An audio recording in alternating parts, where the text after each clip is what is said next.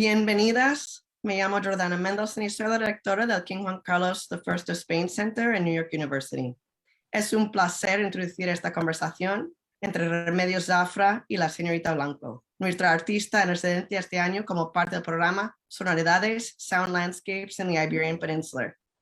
Moderada por Daniel Baltueña, comisario del programa de artistas en residencia en el KJCC, esta conversación, Urgent Calls, Fragile Bodies, abarca preguntas urgentes sobre nuestro estado de ser, de escuchar y de dialogar en tiempos que siguen de la pandemia, pero también sobre la importancia de escuchar al paisaje y compartir diálogos resonantes en las maneras posibles, sea en persona o en línea. Recuerdo a los asistentes que pueden poner sus comentarios o preguntas en el chat de Facebook Live, y si no tienen cuenta de Facebook pueden enviarlos al correo del KJCC kjc.info@nyu.edu. Ahora le paso la palabra a Dani, quien va a presentar y moderar esta conversación. Gracias, Dani. Muchas gracias, Jordana, y muchas gracias a Remedios y a la señorita Blanco por estar aquí hoy. Hace algo más de un año comenzábamos la programación de Sonoridades, el programa de residencias artísticas del KJCC de NYU, con una conversación a Sonoridades, Listening to the Iberian Landscape, donde participaron Isabel Lodiego, artista en residencia del curso 2020-2021, y la señorita Blanco, artista en residencia de este curso 2021-2022. La señorita Blanco es una creadora escénica espectacular, cuyo trabajo reflexiona en torno a la incorporación del paisaje natural y también de los rituales tradicionales peninsulares, fundamentalmente del contexto extremeño, en la escena contemporánea, en la escena performativa. Actualmente está trabajando en la segunda parte de su tríptico, Paisaje dentro de paisaje, cuya primera parte, Sacrificio, pudo verse el verano pasado en los teatros del Canal de Madrid y de donde provienen las imágenes que se están mostrando ahora mismo. Para su residencia en el KJCC, la señorita Blanco trabajará sobre el paisaje sonoro del desierto de La Serena en Extremadura. Hoy, más de un año después, seguimos haciéndonos la misma pregunta con la que comenzábamos este programa, que es ¿a qué suena la península ibérica? En todas las dimensiones y en todos los sentidos que esta pregunta puede abarcar.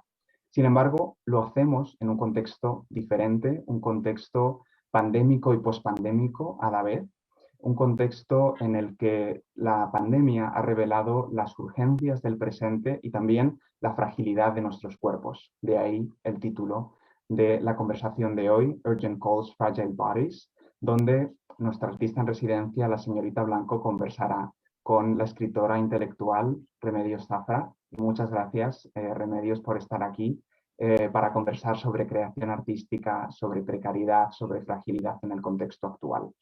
La conversación se estructurará de la siguiente manera. Comenzaremos con dos intervenciones por parte de nuestras dos participantes y después tendrá lugar impresiones, preguntas y también enviarlas a través del correo electrónico en el caso de que no tengan una cuenta de Facebook.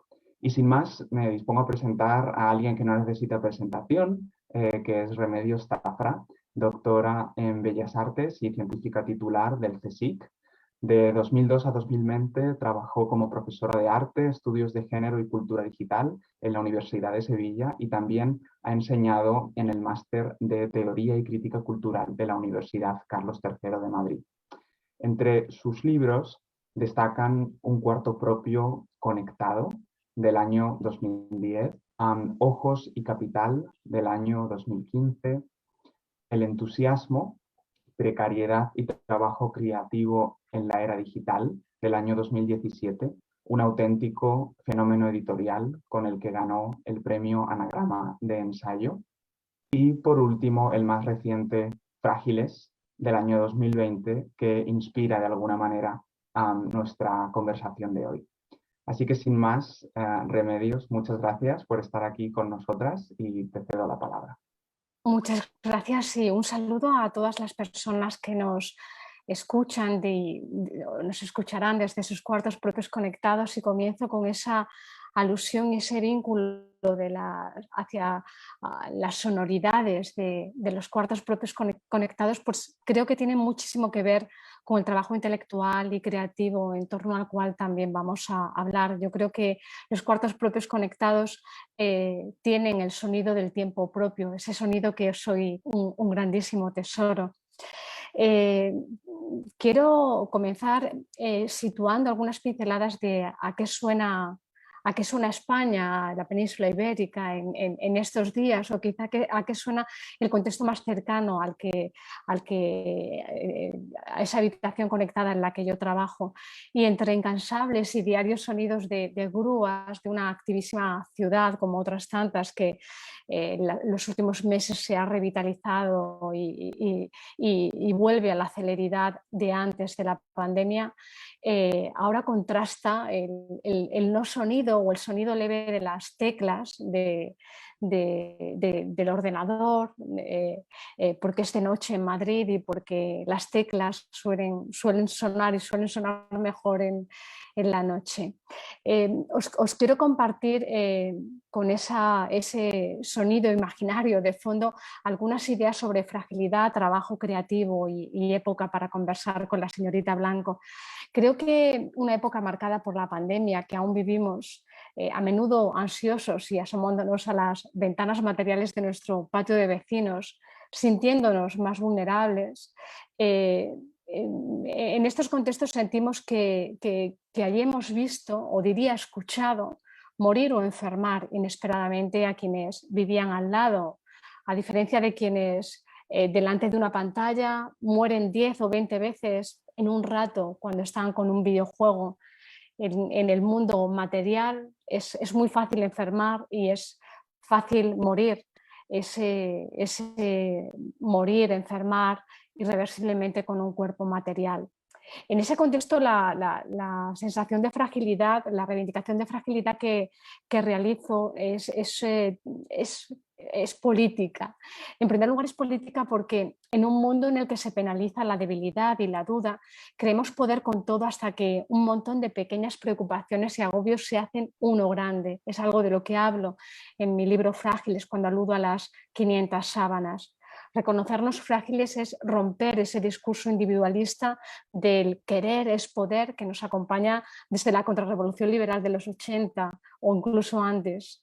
En segundo lugar, creo que la fragilidad es política porque la potencialidad política se deriva de que ese desasosiego de vernos sobrepasados psíquicamente, pero también sobrepasados laboralmente, es hoy compartido por muchísimas personas en los contextos académicos, creativos y culturales que posiblemente no se conocen entre ellos, que no hablan entre ellos, esa multitud de individualidades, multitudes solos frente a sus pantallas, en sus habitaciones conectadas, y que de alguna manera a través de nuestro discurso, nuestras conversaciones, nuestros libros podemos unir. Y en esta idea, en esta línea que os planteo la situación de los trabajadores creativos, me parece peculiar en la transición que todavía vivimos, creo, en este peculiar tiempo de pandemia, porque creo que ese contexto de los trabajadores creativos, del que la señorita Blanco y yo formamos parte, y muchas de las personas que nos escuchan, es un contexto en el que hace tiempo que el entusiasmo se viene normalizando. Se normaliza como máscara que permite identificar a los trabajadores vocacionales que buscan convertir lo que les punza en la creación o en la investigación en una práctica llamada trabajo, y quizá en una práctica o un trabajo llamado empleo. Muchos incluso están dispuestos a dar más por menos y a resistir pagados con capital simbólico y con visibilidad en un tiempo en el que el medio ha sido, evidentemente la pantalla, esto ha sido, si cabe, más evidente. A veces incluso pagan ellos por trabajar, pero casi siempre, en todos los casos, suelen recibir por parte de alguna persona cercana esa frase de qué suerte tienes trabajar en lo que te gusta. Creo que las claves del mantenimiento de la maquinaria productiva donde se sostienen estos trabajos alimentan la precariedad que caracteriza hoy también a muchas personas formadas y con expectativas intelectuales y creativas que quieren y necesitan trabajar, pero que lo que encuentran son multitud de colaboraciones, residencias, becas, trabajos temporales que van concatenando como si fuera una rueda, como si fueran parte de esa rutina hiperproductiva de los que se derivan tareas añadidas del yo creador como producto. Por eso los tiempos de vacíos, los tiempos de reflexión, los tiempos para hacer constar esta dificultad que viene con esa inercia creativa son importantes, porque en la ansiedad de ese costarnos parar la rueda productiva, pero también en el individualismo que se deriva de este escenario, nos vemos compitiendo y rivalizando con los que eran nuestros amigos por esos trabajos temporales. Creo que si el entusiasmo es usado para favorecer el individualismo competitivo y precario, ese discurso neoliberal del si tú quieres, tú puedes, frente a ese discurso la fragilidad puede ser la que refuerce la solidaridad. Es en la necesidad solidaria de los otros que la fragilidad se nos hace costura comunitaria, y esta idea me parece importante, porque incluso cuando a esta precariedad a la que nos referimos la denominan como precariedad de los privilegiados, es decir, de aquellos que han podido estudiar, incluso en esos casos contribuye también a mantener la precariedad de la pobreza y la desigualdad. Porque ¿qué pasa si quienes como intelectuales, investigadores o creadores deben amplificar las voces de quienes no tienen contexto ni siquiera para ser escuchadas? Creo que el riesgo de neutralización que denuncio aquí no es solo una neutralización conceptual de quien encadenando precariedad solo puede caer en el pastiche, en el decir y hacer acumulativos sin profundizar ni aportar valor y sentido, es decir, en esa precariedad que no solo alude al trabajo, sino a la obra que se hace, a ese hacer falto de sentido, sino que también alude a la neutralización política de quienes están demasiado entretenidos en sí mismos para unirse, sindicarse y transformar políticamente las cosas, es decir, resignados a una vida mínimamente vivible y alentando un sálvese quien pueda que desarticula lo social. Creo que una de las claves de la hegemonía capitalista, donde Estados Unidos, algunos compañeros siempre me dicen que Estados Unidos no es solo un lugar, sino que es también un tiempo, es el futuro. Siempre me dicen, es vuestro futuro. Esto que está pasando aquí a nivel laboral es algo que os pasará también a vosotros. Yo creo que una de las claves de la hegemonía capitalista que hoy prima como marco de los sujetos contemporáneos, una de las claves sería prescindir del lazo ético entre las personas, enfatizar lo que nos singulariza, el yo como producto. Y esto es algo propio del individualismo capitalista, que te hace especial. Sin embargo, frente a ello, resaltar lo que no nos hace únicos, lo que nos iguala tiene que ver con mostrar la fragilidad. De otro lado, la pareja Internet y pandemia ha acentuado la sensación de vivir un mundo en el que siempre es de día, donde interiorizamos la culpa de ser nuestro propio jefe. Si no tenemos más jefe que odiar que nosotros, la lucha de clases parece convertirse en una especie de autosabotaje o de autoexplotación, como comento en Frágiles. También la competitividad es parte de esa analogía entre patriarcado y explotación laboral de la que posteriormente podemos también incluso hablar. Y para terminar quiero destacar brevemente tres ideas. Por un lado, la fragilidad reconocida como lazo que cohesiona como humanos y que nos permite mejorar colectivamente. La fragilidad como impulso de rearticulación política y colectiva y como contrarrelato capitalista que privilegia que solo unos pocos sean tratados por personas mientras las masas están condenadas a ser leídas por las máquinas y alentadas a las vidas trabajo más precarias. En segundo lugar, la crítica a la hiperproducción y la prisa que contribuyen a mantener ese sonido, esa sonoridad del que siempre está trabajando, a mantener a los trabajadores demasiado ocupados para la conciencia personal, crítica y colectiva, política, porque todos hablan, todos producen y difícilmente se escucha. Ese es el sonido del ruido del que se pronuncia y del que no puede escuchar.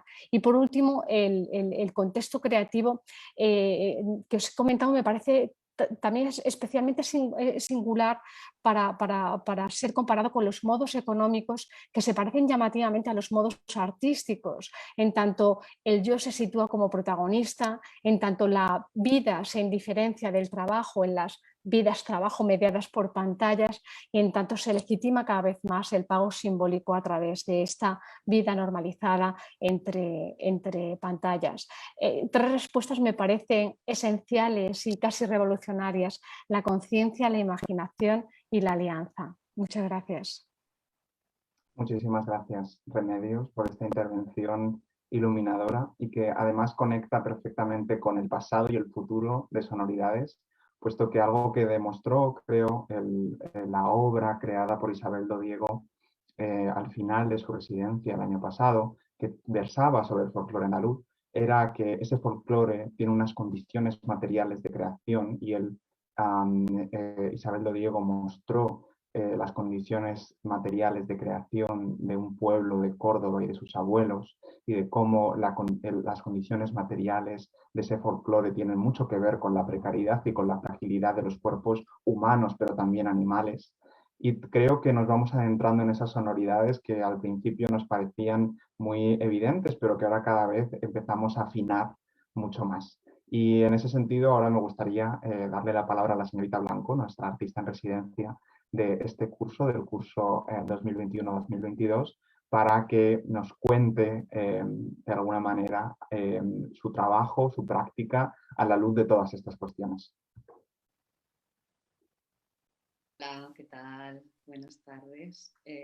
Primero agradeceros, ya os agradecí el año pasado, ¿no?, que me acogieseis en residencia. Laura, Jordana, muchísimas gracias por todo el apoyo. Daniel, muchísimas gracias por todo. Y Remedios, es un honor muy, muy enorme poder hablar contigo. Yo creo que cuando estábamos en plena pandemia, en pleno confinamiento, ¿no?, en el confinamiento duro, anhelábamos salir de ese estado y de alguna manera anhelábamos salir de ese estado con cierto pensamiento de pretensión espiritual, ¿no? Ese pensamiento que dice que después de una época de sufrimiento, de dolor, llega como la iluminación, el crecimiento, ¿no? Creo que esto es uno de los pensamientos que están inscritos de alguna manera en nuestra mente y que nos hacen sobrevivir, seguir adelante y esa tendencia nuestra a sostener la fe en algo, ¿no? Yo recuerdo que yo misma, cuando estaba aquí en casa durante esos meses y observaba la montaña que tengo delante, recuerdo haberle dicho a mi pareja en un momento dado: esto es obra de la mano de Dios sobre el mundo, sobre la humanidad. E incluso había llamado a mi madre por teléfono y le había dicho: mamá, me estoy cristianizando. Y me parecía, y en ese momento me parecía un planazo, de verdad. O sea, todos estos pensamientos así pseudo místicos que me reconfortaban muchísimo. Eran como una vía de escape, ¿no?, ante la incertidumbre, ante el terror, ¿no? Y de alguna manera durante esos meses también me reconfortaba mucho imaginar escenarios en los que después de la pandemia todo iba a ser diferente. Quería creer que todo iba a ser diferente, que iban a hacer una nueva conciencia comunitaria, una sociedad de cuidados, etcétera. Pero ahora, pasado un año casi y medio desde la salida de ese confinamiento, esa fe está desapareciendo y siento que el miedo ante un futuro muy incierto y esta visión de la precariedad, que es muchísimo más evidente y está más presente que nunca, lo está arrasando todo. Entonces, ahora mismo las conversaciones en mi entorno giran en torno a la frase, se inician muchas veces con esta frase: estoy cansada. Y estoy cansada moralmente, estoy cansada físicamente, estoy cansada espiritualmente. Tenemos las almas y los cuerpos cansados y entonces sostener esta fe en esa mano de Dios benévola ya no es tan posible. Por otra parte, si estamos hablando de los trabajadores creativos, las trabajadoras creativas, de los artistas, los trabajadores culturales, nosotras ya sabíamos que era muy complicado trabajar en este país, dentro de la industria creativa, pero ahora mismo todo eso nos ha explotado en la cara de una forma muy, muy, muy real y no sabemos qué hacer, porque lo que sabemos hacer es lo que sabemos hacer, que es arte, que es algo que sostenemos a base de, como explica muy bien Remedios en su libro, a base de entusiasmo, ¿no? Lo hemos estado sosteniendo a base de entusiasmo, a base de fe en esa mano de Dios, ¿no? De la que hablo. Entonces, ahora mismo es súper complicado. Hace un par de meses, por ejemplo, tuve una reunión con un director artístico de un teatro importante de aquí de Madrid, que había visto mi trabajo y se había interesado por él y me llamó para conocerme. Y la conversación básicamente se centró en la cuestión del artista en España. Entonces él me dijo, en este país vuestra carrera no es una carrera profesional, es una carrera artística.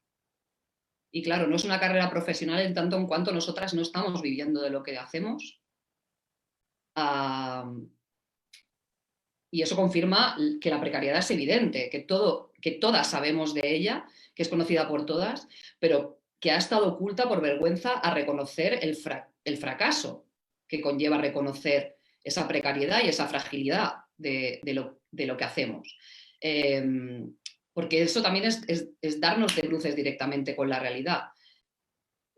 Me pidió disculpas y yo le dije, no, yo estoy súper agradecida de que me digas esto porque creo, y ahí coincido muchísimo con Remedios, creo que quizás el empezar a hacer patente esa fragilidad, esa precariedad, empezar a hablar de ella, es lo que puede dar lugar a nuevas formas de hacer, a nuevas redes de colaboración, a un sostenimiento común, porque si seguimos escondiendo la fragilidad de nuestros cuerpos y de nuestras cuentas corrientes, es imposible que podamos cambiar esta situación. Hoy estaba escuchando un programa en Radio Nacional de España, un programa maravilloso que dirige Mercedes Menchero, que es Música y Pensamiento, y Mercedes hablaba sobre la necesidad del arte de Ernst Fincher.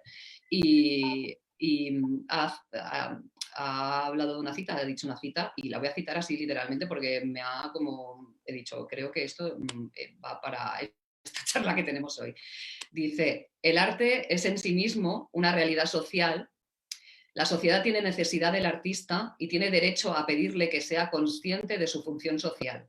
Ninguna sociedad ascendente ha puesto jamás en duda este derecho, al contrario que las sociedades decadentes. Y bueno, creo que estamos ahí ahora mismo. Entonces, ¿a qué me suena la península ibérica?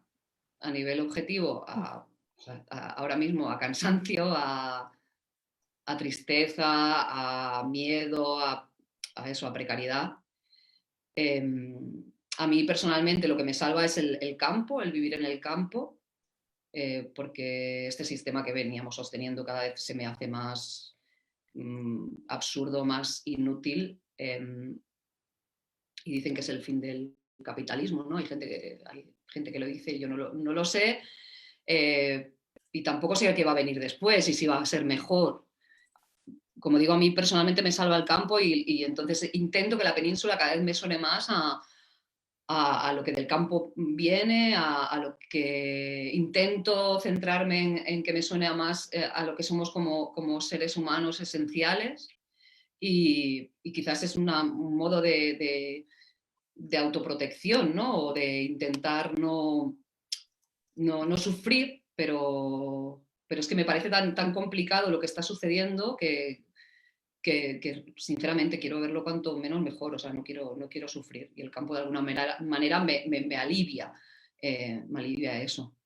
En cuanto a la fragilidad de los cuerpos, estaba leyendo la semana pasada un artículo desolador que dice que España ha registrado la mayor cifra de suicidios en el último año, histórica.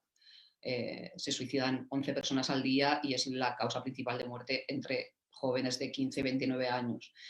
Entonces, pensando que una persona se suicida no porque quiera dejar de vivir, sino porque quiere dejar de sufrir, es evidente que la pandemia ha traído y está trayendo mucho dolor, y que ese dolor está siendo insalvable. Parece muy difícil salir de él. Entonces, los cuerpos no están soportando la fragilidad porque asumirla es incompatible directamente con la exigencia salvaje que tiene la supervivencia nacida de este sistema en el que estamos inscritos. Entonces, creo que deberíamos dejar de romantizar la idea de fragilidad de la misma manera que deberíamos dejar de pensar que pasar por un trance súper doloroso nos va a hacer mejores, más fuertes y nos va a iluminar. La idea de fragilidad se romantiza para aguantar también y para no derrumbarnos ante lo que tenemos delante, y no deberíamos soportarla. Yo creo que no deberíamos, porque soportarla supone sostener por más tiempo un sistema que está quebrado, que hemos visto que está quebrado y que debería romperse del todo. Hemos evidenciado que este sistema hay que matarlo, por así decirlo, ¿no? Y matarlo pasa por dejar de sostener nuestro cansancio, nuestra fragilidad, nuestra precariedad, y asumir que esto duele, decirlo, que el dolor no nos está llevando a ninguna parte, que forzarnos más no nos lleva a ninguna parte, que trabajar más no nos lleva a ninguna parte, y que todo lo que nos han vendido en un momento dado es totalmente mentira. Y entonces creo que uno de los cambios reales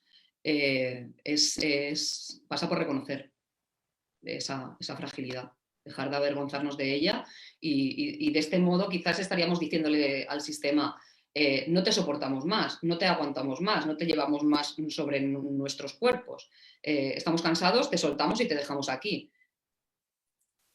¿Propuestas? Pues no sé, he pensado mucho en el tema de las propuestas, y la verdad que me pierdo. O sea, lo que sé es que por lo que respecta a los trabajadores y trabajadoras creativos, artistas de la península, sé que chocamos una y otra vez con un muro insalvable que es la política y la institución. Y también creo que está claro que nosotras no vamos a dejar de trabajar, aunque muchas veces perdamos el entusiasmo, cada vez más, creo. Aun cansadas, seguimos porque es lo que sabemos hacer, y quizás sí que rebelarnos contra los modos de producción y exhibición artísticos, por ejemplo, que se estaban dando hasta ahora, quizás es una opción. Muchas de nosotras, de hecho, nos estamos planteando seriamente en conversaciones si lo que hacemos es sostenible a nivel de ecología y conciencia social. Pero como he dicho antes, o sea, a mí me parece anecdótico comparado con lo que está sucediendo, ¿no? con la gente que ahora mismo pues está perdiendo su vida porque voluntariamente o involuntariamente a causa de un sufrimiento supremo. Si estamos en un país que no tiene un plan, una estrategia estatal de prevención contra el suicidio, que es un tema muy grave y muy acuciante, como que vamos a esperar de los planes que incumben a los agentes culturales, artísticos, etcétera. Yo llevo todo este año y medio con la sensación de que nos esforzamos constantemente por sostener aquello que éramos antes de la pandemia, y eso es imposible. Y por eso estamos cansadas, porque no podemos funcionar del mismo modo, pero tampoco estamos sabiendo cómo reestructurarnos. Pues muchas gracias. Y creo que antes de empezar a plantear preguntas, que evidentemente creo que hay muchas, al menos por mi parte, y de alguna manera empezar a conducir la conversación, sí que me gustaría daros la oportunidad, tanto a Remedios como a la señorita Blanco, un poco de comentar si la intervención de la compañera ha suscitado alguna otra pregunta o alguna cuestión que queráis subrayar. No sé si Remedios te gustaría... Sí, sí.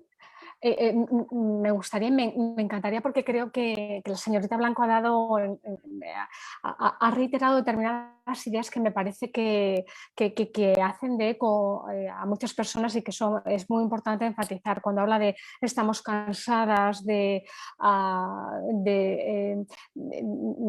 esa desazón que ha dibujado esa desazón realista que podemos ver cuando hablamos en la intimidad con otras trabajadoras, normalmente en los contextos de trabajo, esa sonrisa entusiasta suele primar porque muchas personas en el contexto creativo viven también de esa visibilidad y de esa capacidad de mostrarse siempre positivos ante las opciones y ofertas, ¿no?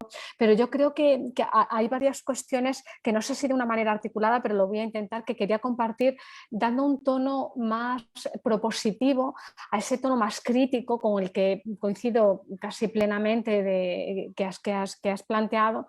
Pero yo creo que ante esa necesidad de reconocer la fragilidad como algo compartido, hay una tendencia que viene de la propia época que nos lleva a pedir una respuesta urgente.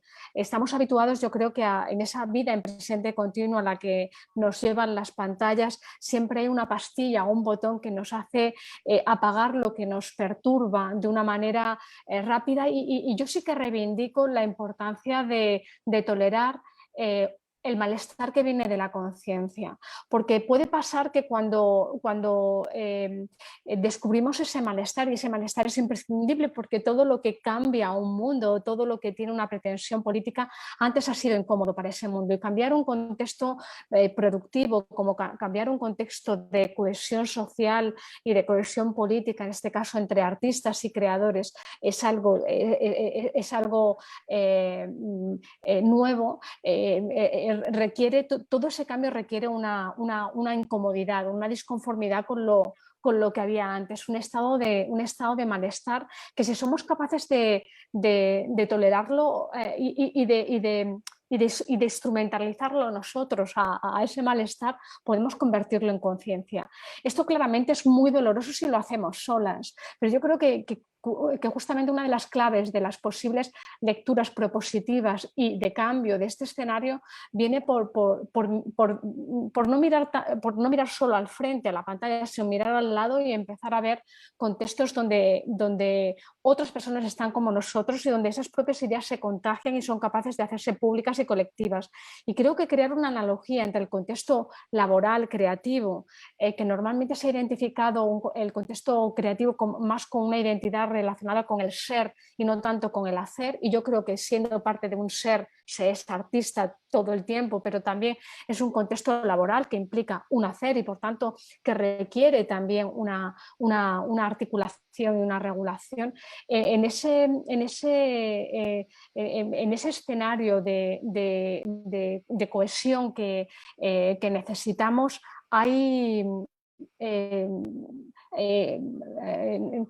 hay una analogía con el feminismo que os comentaba, que parte de compartir lo íntimo cuando resulta opresivo y para construir algo público que se hace de pronto político. Posiblemente en la red hemos visto muchos ejemplos de cómo eso que criticamos en esa celeridad del hacer en Internet, en ese caso ha podido ser instrumentalizada por la acción política para construir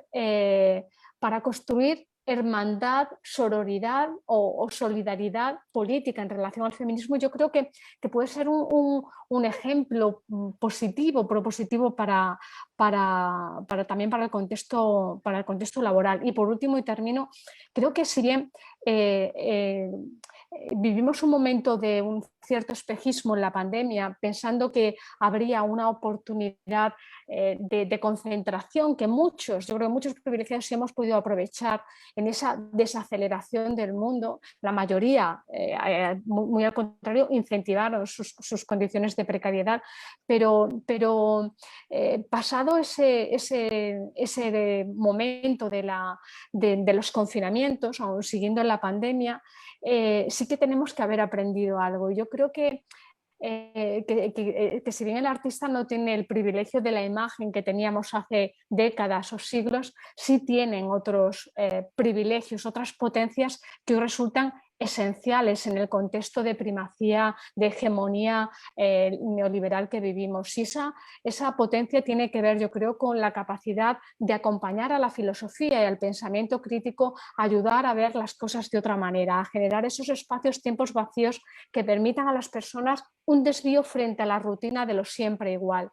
Incluso también a aprovechar esa capacidad que tiene la práctica artística y que no la tienen otras prácticas, y es la de expresar lo difícilmente expresable, lo difícilmente narrable. Esto que tú comentabas de esa impotencia, de ese miedo, de esa desazón, de ese dolor, es posiblemente incluso queriendo dejar de crear y yéndote al campo, crearás más porque tienes esa angustia, esa necesidad de compartirlo, y la práctica artística ayuda en esto, ¿no? Diría muchas cosas más, pero disculpadme, no quiero abusar del tiempo. Olga, no sé si quieres, señorita Blanco, responder y después puedo... No, estoy totalmente de acuerdo con Remedios. Totalmente, sí, sí. No, claro, está bien. O sea, sí que el discurso, ¿no? Antes se lo decía Daniel, igual es un poco ahí deprimente, pero es... evidentemente hay una parte bella que es esa, ¿no? Que de repente hemos empezado a hablar. Hemos empezado escucharnos, ¿no? a escucharnos y eso es muy bonito. Esa parte dime. No, perdona. No, que esa parte es hermosa, que entre nosotras hemos empezado a manifestar eso. Y no es todo bien, bien, bien, bien, bien. Y no es todo producir, producir, producir. También es pensar, también es ser sinceras con lo que nos está pasando. Y eso al final los movimientos necesitan su tiempo, pero yo creo que sí, que es posible que si empezamos a hablar y empezamos a decir y no nos sentimos tan solas, si dejamos de avergonzarnos, ¿no? Que Remedios ha dicho una frase, ¿no? Que es la penalización de la debilidad y de la duda, ¿no? ¿No? Estamos en en una sociedad que se penaliza eso, se penaliza la depresión, se penaliza la ansiedad. Ahora cada vez se escucha más y la gente tiene menos vergüenza de decir tengo depresión, tengo ansiedad, me he tenido que ir al psicólogo, he tenido que ir al psiquiatra. O sea, se normaliza la enfermedad del alma o el dolor o el cansancio, y eso hace que podamos empezar todas ¿no? A estar más juntas, más unidas, a tener una comunión, y de ahí quizás surge el cambio y surgen los movimientos. Sí, Daniel, me permite solo para... Es que yo creo que esa estigmatización que yo creo que estamos también transformando gracias a que a que de pronto se ha compartido y ha pasado algo similar a como ha ocurrido otras tantas veces en el feminismo, cuando cosas que pensábamos que solo nos afectaban a nosotras, cuando hablábamos de cuestiones opresivas, de violencias simbólicas o reales, o de cuestiones que habían sido denostadas como chisme, porque son cosas de mujeres, y que de pronto hemos empezado a poner sobre la mesa porque son cuestiones que nos interpelan y nos importan, y en la cuestión que tiene que ver tanto con los problemas de salud mental, que también se ha feminizado mucho y se ha visto de una manera muy peyorativa, porque son cosas de mujeres, porque cargan con mujeres que están habituadas a cargar con esa carga psíquica del trabajo no considerado empleo, ¿no? De ese trabajo cotidiano que lleva como una transversalidad de hacer constante. Yo simplemente quería añadir una cuestión que me parece importante, y es que no es baladí que se esté fomentando esa percepción negativa del futuro, una cuestión que a mí me preocupa mucho en todos los contextos, pero en el laboral y en el que tiene que ver con la creación de un suelo social que garantice los servicios públicos que son pilares: educación, sanidad, investigación, ciencia, para que la sociedad se construya, y para que nosotros también podamos, para quienes nos dedicamos a la creación, a la cultura, también podamos actuar, pero incluso cuando eso está en crisis como es este momento, más si cabe, los creadores y los artistas tienen esa motivación del conflicto. Esto a mí me lo comentaban en Princeton, recuerdo hace unos años, me decían, aquí tenemos más dinero que en vuestras universidades, pero vosotros tenéis conflicto para crear. Bueno, los artistas, los creadores están sobrados de conflicto, pero a lo que había en relación al futuro es que no podemos permitir que esa maravillosa idea, ese concepto de futuro que es necesario para implicarnos de manera responsable en la construcción colectiva, se desarticule y nos conformemos con el vivir el ahora y el vivir de esa manera individualista que promueve el contexto actual y que en el ámbito artístico también se sigue promoviendo porque es la herencia de esa práctica del genio solitario, del creador que solo se necesita a sí mismo, cuando yo creo que el contexto nos está reclamando pensar las formas de crear y de hablarnos y de negociar de otras maneras. Sí, absolutamente, Remedios, y de hecho creo que de alguna manera muchos de los temas que habéis ido sacando tienen que ver con pensar la noción de éxito, de prestigio, que es en buena medida todavía pues, el peso que acompaña a las creadoras y a las artistas conseguir pues, ciertas financiaciones, ciertas becas, ciertos respaldos institucionales que hacen posible su sostenimiento material, pero que de alguna manera creo, y pienso ahora en este libro fantástico, el del arte queer del fracaso, de Jack Halberstam, ¿no? Donde se piensa un poco en pensar el fracaso como una oportunidad y no de alguna manera romantizando esa noción, ¿no? Y romantizando tampoco la fragilidad, como comentaba la señorita Blanco, sino sobre todo pensando en la oportunidad, en el tiempo que nos da ese fracaso para, de alguna manera, lo que creo que tú has definido perfectamente, Remedios, y que el feminismo ha demostrado, que es la creación de alianzas, la creación de nuevas comunidades, de nuevas costuras, que voy a incorporar esa palabra a mi vocabulario a partir de ahora, para crear nuevas maneras de entender la creación artística. Y ahora me dirijo un poco más a la señorita Blanco, porque creo que pensar en nuevas formas de producción y de, entre comillas, bueno, disfrute, consumo cultural, pasa por esa sostenibilidad. Es una sostenibilidad no solo de los recursos, una sostenibilidad, sino también una sostenibilidad material de los creadores y de las creadoras, ¿no? Cuando la obra es única, cuando las producciones escénicas se representan solo una serie de veces y estamos acostumbrados desde las instituciones, pero también desde el público, desde el punto de vista del espectador, a encontrarnos con la cultura solo de un modo concreto, instantáneo, momentáneo, fijo en el tiempo, en lugar de que nos haga a través, de que nos atraviese de manera constante para mantener ese sostenimiento material de las artistas. Creo que estamos en un momento donde estamos viendo cómo esas dos modelos o esas dos ideas entran en tensión, ¿no? Entonces me gustaría como darle la oportunidad a la señorita Blanco a desarrollar un poco más esa idea de la sostenibilidad, ¿no? De cómo esa sostenibilidad de la creación artística pasa por a lo mejor pensar en nuevos modos de crear, pero también en nuevos modos de encontrarse con el público. Que creo que es algo que también está en el trabajo de la señorita Blanco en su relación con el folclore y con el paisaje. Yo cuando hablo de sostenibilidad y de las dudas que tengo, tienen que ver con eso, con una evidencia de un sistema que en realidad no favorece que tú como artista puedas hacer una gran pieza, una gran producción que luego va a estar 2 días en un teatro. Entonces yo misma como artista, o sea, estoy encantada de hacer una pieza enorme, pero cuando aquello acaba, las sensaciones de esto ha servido para algo, o sea, claro, esto es necesario.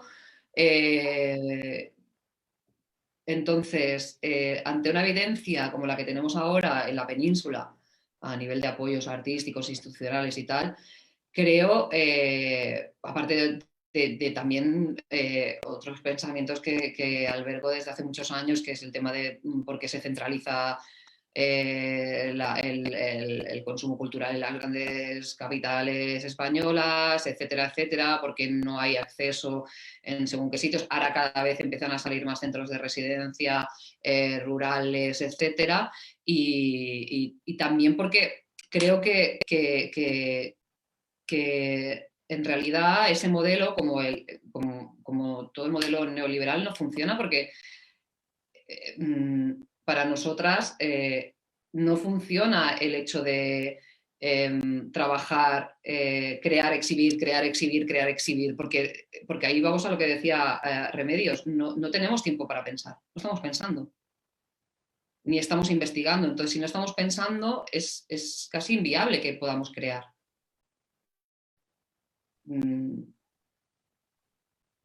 No sé si te estoy respondiendo. Sí, claro que sí. No sé si Remedios le veía asintiendo, te Sí, gustaría comentar.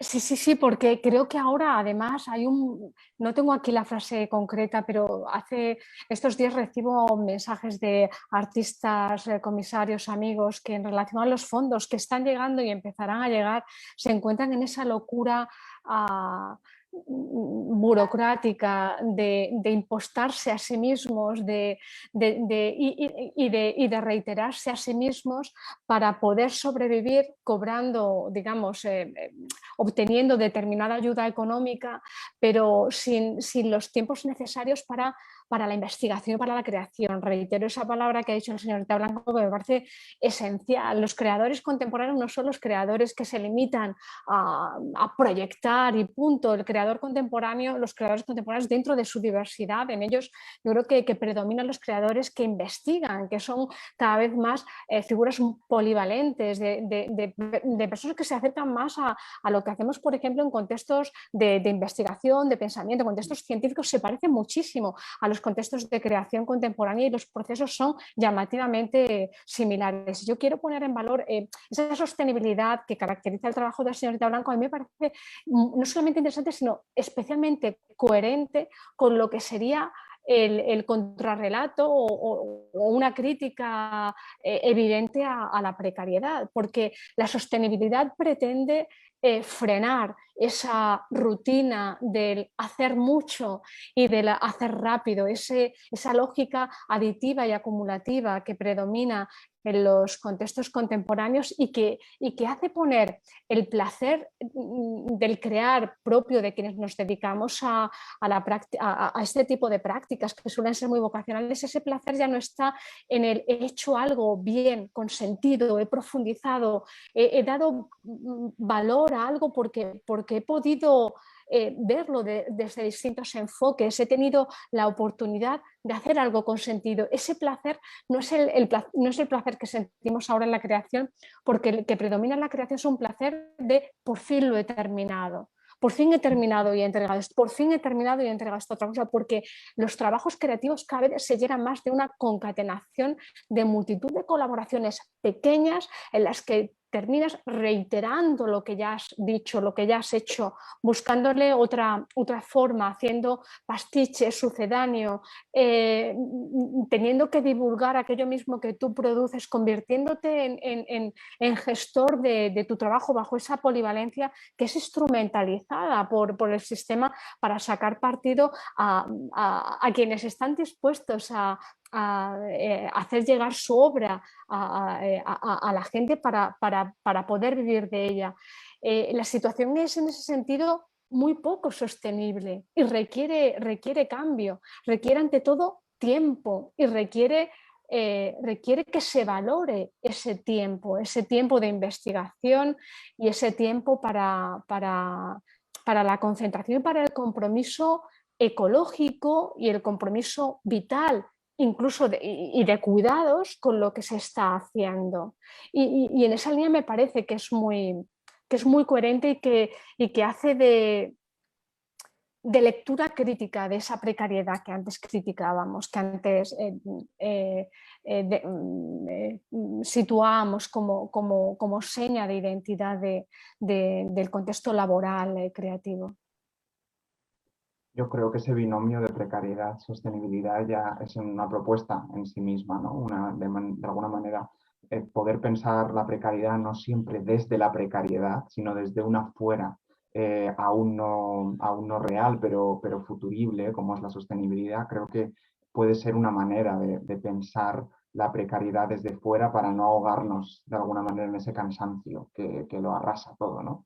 Y tenemos algunos minutos para responder preguntas. Tenemos una pregunta, de hecho, de nuestra querida Isabel Dodiego, artista en residencia del año pasado, que nos pregunta: ¿tenéis conciencia de clase a la hora de abordar un nuevo trabajo artístico? ¿Y está todo el tiempo, va fluctuando o se olvida y desaparece? No sé si la señorita Blanco quiere responder a eso. Qué pregunta, amiga Isabel. Yo creo que no la he perdido, nunca. Bueno, Isabel sabe de sobra de dónde provengo, ¿no? O sea, esto también es una conversación que Daniel y yo en privado hemos tenido a veces, ¿no? De los privilegios o, ¿no? También es muy diferente ser un artista más privilegiado porque, por herencia, por lo que sea, ¿no?